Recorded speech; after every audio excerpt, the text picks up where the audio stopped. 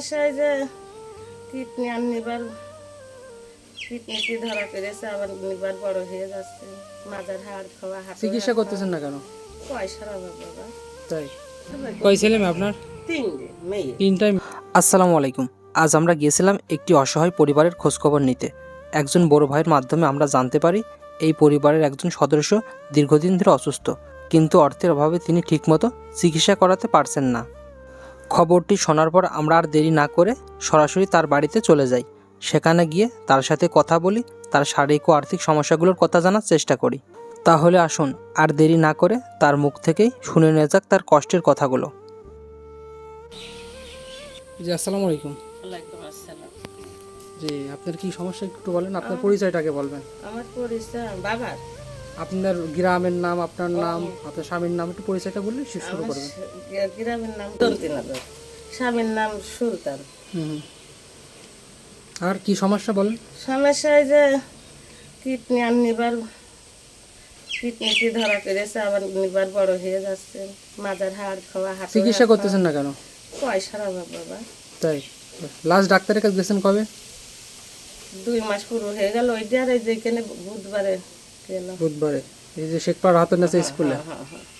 সুয়ালাইতে 2 মাস আগে, 2.5 মাস চলছে। ডক্টর বাইজিৎ স্যার দেখছিল, কি বলছে সেদিন দেখে? সেও পেয়েছে, কি বলেছে? হলো লিভার বড় হয়ে যাচ্ছে, কিডনি খুবই সমস্যা। আপনার কি এখন কি করতে হবে? টেস্ট মেস্ট তো করা হয়ে গিয়েছে, এখন 2টো বাকি আছে, লিভার আর কিডনিটা করতে হবে।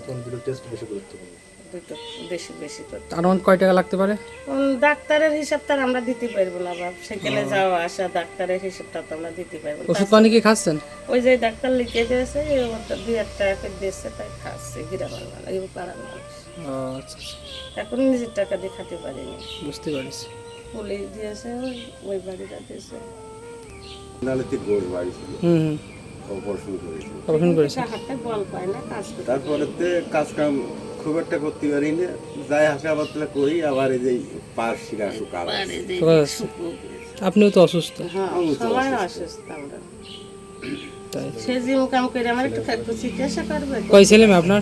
3টে মেয়ে। তিনটাই মেয়ে, বিয়ে হয়ে গেছে তিনটারই? মেয়ে বিয়ে। তার একটু খোঁজ খবর নেয় না? খোঁজ খবর এখন বড় জামাইরা 4-5টা পুষছে, অটো চালে সেরকম খোঁজ নিতে পারে না। ছোট জামাইটার বিকাশের দোকান, তারও 5টা সংসারে। আচ্ছা আচ্ছা। যদি খাবারটা দিতে পারে, 10-এর 500 চাল দিলে, 500 টাকা দিলে যে তোমার হাট বাজার। সংসারে কি চাইল ডাল আছে এখন? এখন বর্তমানে আমার কিছু নাই, পৌঁছি না। 1 সের আলু, 2 সের ভুটকো দিল, 2 সের গম দিল। সংসারে চাউল নাই? না, আবার হলে 2 সের সেদ্ধ চাল দিয়ে। বাজার সাথে কিছুই নাই? ইয়ার কব হাড়ির কথা করতে আর হয় না না, বলবেন। সমস্যা কি? গম ভাঙা আনলে, সারাদিন পরে আইলে তার 2টো রুটি বানিয়ে দিলাম, তাই খাই। ভাত রাঁধেন না আজকে? 1 পয়সা আইছিল, জাল দিলাম। ওই যে আমি কিছু খাতে পারছি না। আচ্ছা এই মানে ভিতরটা তিতে, আর গলায় মুখে কোনো রুচ নেই।